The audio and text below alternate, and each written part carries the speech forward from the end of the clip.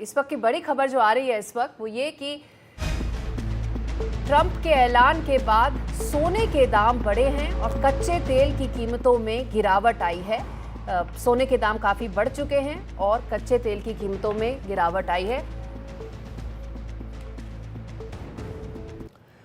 तो एक समय की बड़ी खबर एक और आपको बता दें, और ये खबर आ रही है जापान से। टैरिफ से जापान के बाजार में हड़कंप मचा हुआ है। जापानी बाजार हिल गया है पूरी तरह। जापानी शेयर बाजार को सबसे ज्यादा नुकसान यहां पर देखने को मिल रहा है। अगर हम एशियाई शेयर मार्केट्स की बात करें, ट्रंप ने जापान के सामान पर 24% टैक्स लगाया है। तो दो तरफा इम्पैक्ट यहां पर देखने को मिल रहा है। एक तरफ गोल्ड की कीमतों में इजाफे की खबर हमने आपको दिखाई, कच्चे के तेल की कीमतों में गिरावट की खबर हमने आपको दिखाई, और शेयर मार्केट जो है वो डूबा हुआ नजर आता है यहां पर। और जापान की बात करें तो सबसे ज्यादा नुकसान यहां पर दिखाई देता है। जाकिर साहब, एक छोटी सी आपकी जो नॉलेज है इस बारे में, उसके आधार पर ये सोने में कहा जाता है कि इन्वेस्टमेंट तब बढ़ता है, उसको एक सिक्योर इन्वेस्टमेंट के तौर पर देखा जाता है। शेयर मार्केट ऐसे रिएक्ट कर रहे हैं, उसी का सर जी सेफ हेवन है। उस पर यह हो कि डॉलर जो है गिर रहा है, अभी डॉलर की दाम गिरा हुआ है, तो लोग अपना सेफ हेवन की तरफ जा रहे हैं, जो गोल्ड में इन्वेस्ट कर रहे हैं। और गोल्ड का जो है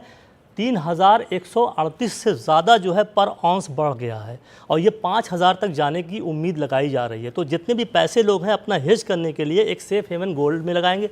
रही बात जापान की जो स्टॉक मार्केट है वो गिर रही है, तो उसका इम्प्लीकेशन ये हो सकता है, अगर ये लंबा खिंचा और ट्रंप साहब ने इस पर ध्यान नहीं दिया तो चाइना जो है अपनी मार्केट इनके लिए खोलेगा, और इंडो पैसिफिक का जो हमारा अलायंस हो रहा है उस पर बहुत खतरा आ जाए। जी जाकिर साहब, मेरा एक सवाल आपसे है, वो जो सेक्टर की बात यहाँ पे हो रही थी, मैं उसके लेकर जानना चाहता हूँ। आपने फार्मास्यूटिकल कंपनीज की बात की, आपने ऑटो सेक्टर की बात की। क्या हमारी कंपनीज, क्योंकि ट्रंप ने पिछले दिनों एक बात कही थी, अमेरिका में आओ, अमेरिका में बनाओ और टैक्स में छूट पाओ, क्या हमारी कंपनीज के लिए फिजिबल है वहां पर इतना बड़ा कैपिटल इन्वेस्टमेंट करना? देखिए, हम तो ऑलरेडी वहाँ पर जो है बड़ा इन्वेस्टमेंट किए हुए हैं, जिससे जो है 98,000 जो उनके यहाँ जॉब क्रिएट कर रहे हैं, मोस्टली कैलिफोर्निया में कंसंट्रेटेड है।